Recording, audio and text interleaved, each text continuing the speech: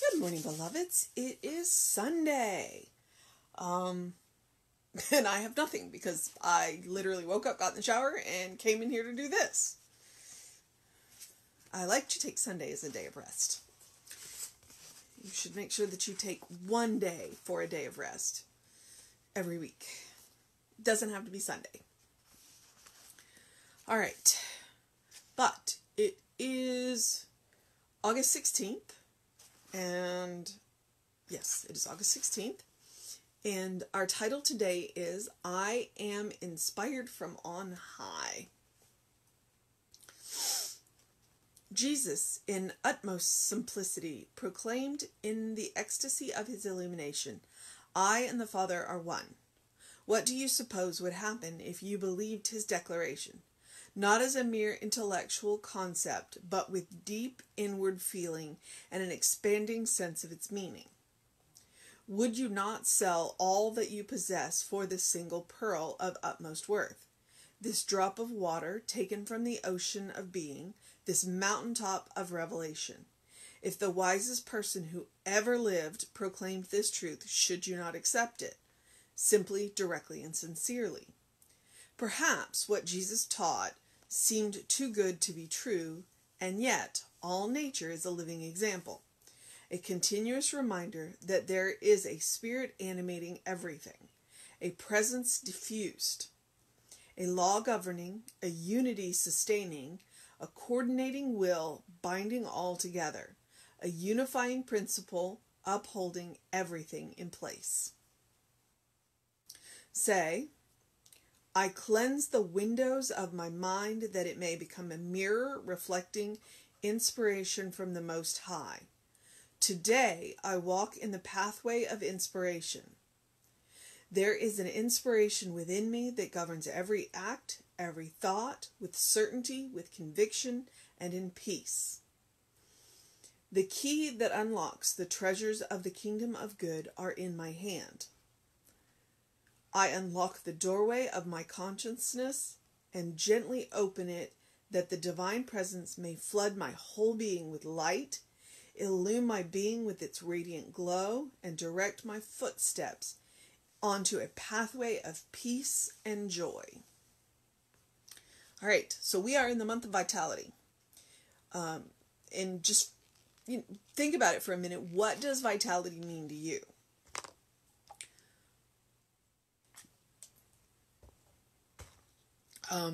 It is definitely life, but it's more than that. It's the get up and the go, and it's the pleasure, and it's the enjoyment of life as well. So in this one, I am inspired from on high.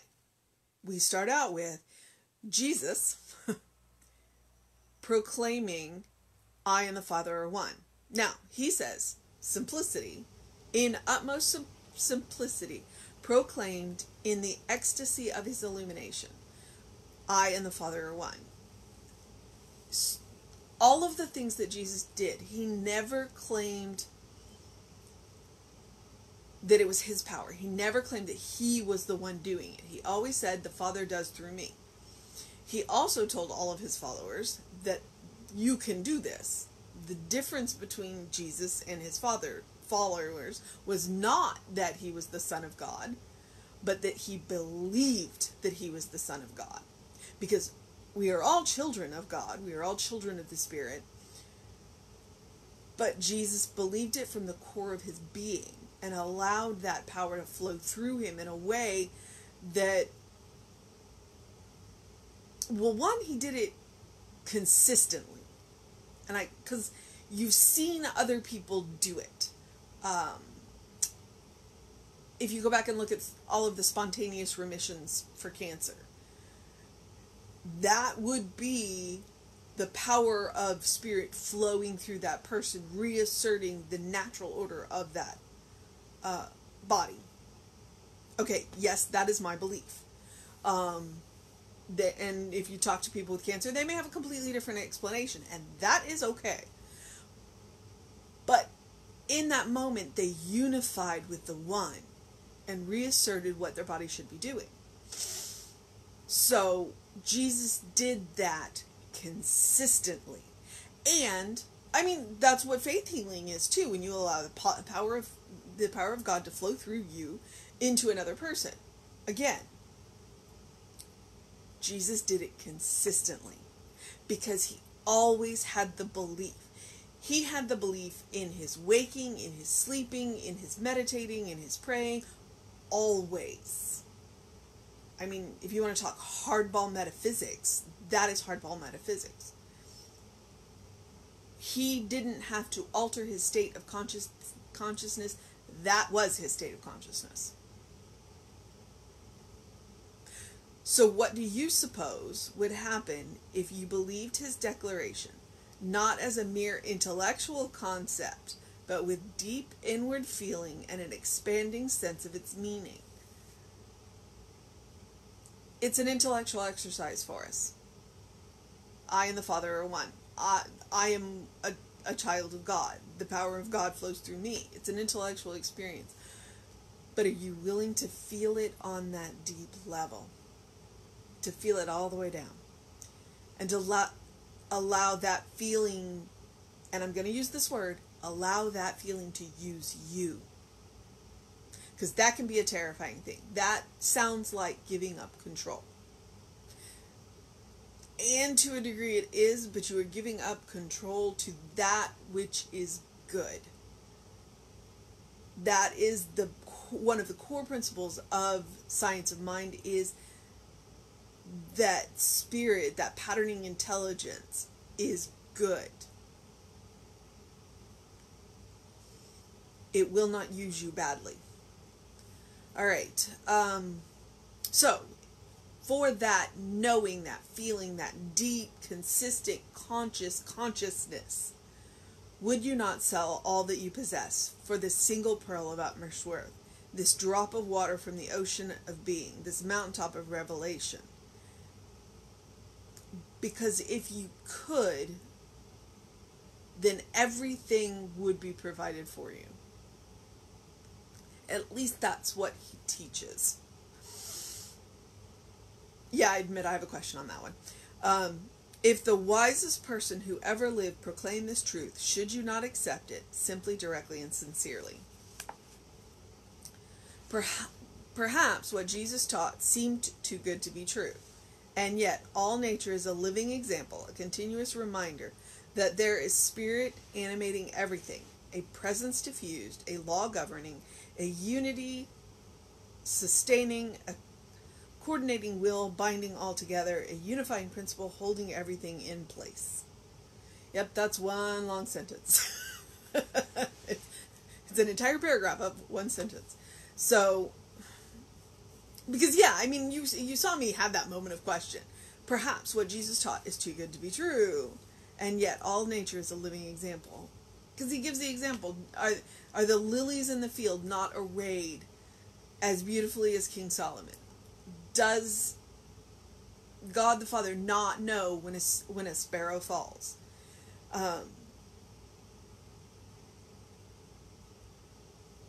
When we look around at nature, when we look at the birds and the bees and the trees and the grass and the leaves, we are seeing God in action. And we are seeing God in action in a way that is not... to take a phrase from Jesse, self-doubting. A cat cannot doubt that it is cat. A dog cannot doubt that it is dog. A tree cannot doubt that it is tree. And the flowers that bloom do not judge themselves. That is our burden. And so we look to nature to see God in action in a way that proves presence, that proves love, that proves that there is as he says, a coordinating will binding it all together. And yet we are the ones fighting against that coordinating will. We still have free will. But sometimes we are actively working against a coordinating will that we have a choice to cooperate with. So our treatment is, I cleanse the windows of my mind that it may become a mirror reflecting inspiration from the Most High. You heard the story of the couple that moved in and they were looking through the kitchen window watching their neighbor hang laundry, and the laundry, she's like, I don't understand why she's doing that. Her laundry's filthy. It's not clean. And so they watch him do it for however long it is. And then one day she's on the other side of the window and she sees the laundry and it's clean. And she looks at her window and her window's filthy. So she cleans her window so that she sees clearly. Because when our windows in our minds aren't clear, we don't see things as they are. Today I walk in the pathway of inspiration. There is an inspiration within me that governs every act, every thought, with certainty, with conviction, and in peace, if I choose to allow it. That inspiration is within me if I choose to allow it. The key that unlocks the treasures of the kingdom of good are in my hand. And this is what Jesse said yesterday. You're not waiting on God. God is waiting on you. Spirit is waiting on you. Spirit has given you those keys and is merely waiting on you to use them. I unlock the doorway of my consciousness and gently open it that the divine presence may flood my whole being with light, illume my being with its radiant glow, and direct my footsteps onto the pathway of joy. So there's a difference between free will and accepting guidance. So we have been given free will and allowed to do many things with it, including doubt ourselves, because that's the purpose of free will. But we have also been given this amazing gift of the Spirit within us as a guide. A guide that is good and a guide that will help us to coordinate our free will with the world around us. To help us make choices in good, to help us make choices in love, to help us make choices in harmony, to help us make choices in peace. So our mission, should we choose to accept it today, is to cleanse the windows of our mind so that we can see what is really there. And we can accept that when Jesus made the statement, I and the Father are one, he was including us in that. He was using the royal I. I know how we use the royal we. I and the Father are one. Well, all of us are one with the Father. All of us are one with Spirit, because we are made out of that one, and we have the choice to allow that one to flow through us. I mean, it always does, but we have the choice of how much and how little of that we allow to flow through us, and how much of that power we use and what we use it for. So if we clean the windows of our mind and recognize the truth of our being, and recognize the truth of the being of all beings around us, so that when we look in the eyes of another being, we see God looking back at us. Well, it's not a small mission today, but it never is. That's the glory of this teaching. It's never a small mission. Just be who you are. Be more than you think you are. Because you truly are more than you think you are. All right. I'm going to get on in the process of my day, because we have a live stream coming up with Reverend Jesse today. And it will be fantastic as always. So I definitely encourage you to join us at 11 a.m. But as usual, do something loving for yourself. Do something kind for yourself. Do something compassionate for yourself. And since we are cleaning the windows of our mind, remember to open the windows of your soul and allow that breath of heaven to come in. Because you truly do live in heaven. You just don't know it all the time. So, It's going to be 101 maybe today. Make sure you drink plenty of water. Stay hydrated. So you don't necessarily want to open your windows today, but do something that engages your mind and your body. Get that fresh air. Get that fresh perspective. And do what you need to do to make it a wonderful day. All right, beloveds. I will be back with you with the team at 11. Reverend David will be on with you with the daily guides around 5. And then I'll be back with you at 9 a.m. tomorrow. All right, beloveds. Have a wonderful day.